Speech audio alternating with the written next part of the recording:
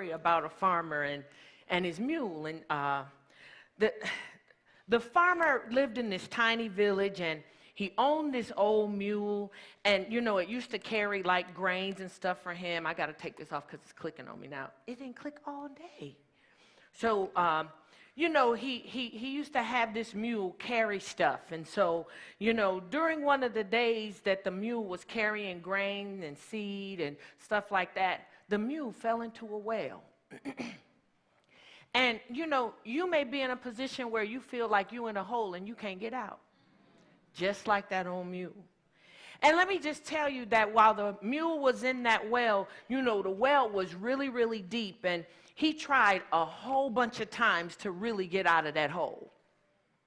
He couldn't get himself out of the well, and unfortunately, the mule began to lose hope, you know, and the mule figured, you know, well, you know, I've lived a good life, you know, so this is, you know, I guess this is just what's going to happen, you know. I guess I might as well just figure that I'm just going to end up and lose and be in this hole in my final days.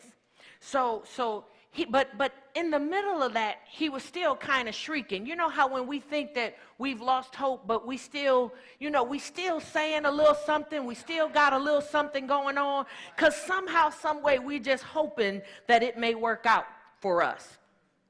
But in the middle of him shrieking, the owner of the mule then heard him in the well, and so he runs over, and he's trying all this different stuff to get him out, and he keeps trying to come up with rescue plans, and none of the rescue plans seem to be working, and so eventually, even the owner lost hope.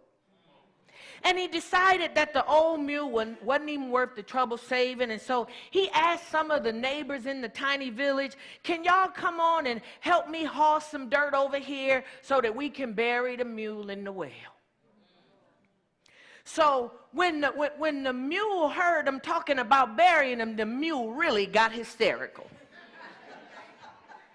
So soon enough, the farmer and the neighbors, they bringing the dirt over to the well, and so they throw that first pile of dirt on the mule. But when it hit the mule got nervous and shook, and it fell down under his feet. And then he had a game plan. He said, while they're throwing that dirt down here on me, every time they pull over and haul that dirt and it fall on my back, I'm just going to shake it off.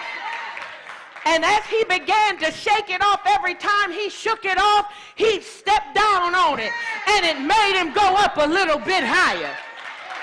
And eventually, every time they piled that dirt, he'd shake it off and he'd step a little bit higher. And before he realized it, he was up over that wall, getting up out of that well. And I just want to tell you in my closing seconds that you may feel like your situation is hopeless. And whatever it is, whatever you feel the enemy is throwing your way, you just need to, you better shake it off and walk on top of it.